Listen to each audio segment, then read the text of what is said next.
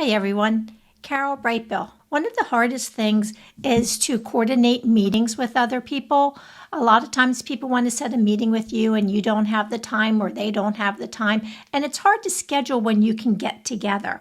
Let me show you a new feature in Google Gmail that makes this much easier. So of course you want to go to your Gmail, and it's right in the upper right corner where you can select Gmail, and that will open up your email application. When you select Compose to compose a new email, in the bottom icon menu, you'll see an icon that's for your calendar. When you select this, it comes up now with a submenu that has two options: offer times you're free or create an event. I'm going to select offer times you're free.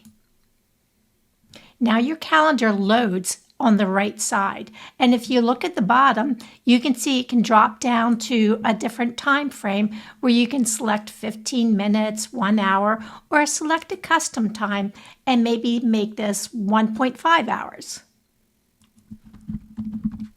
Selecting done.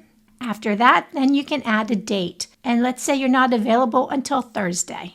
Adding the time frame here, you're saying 1.5 hours, Thursday from 9 to 10:30. Selecting next.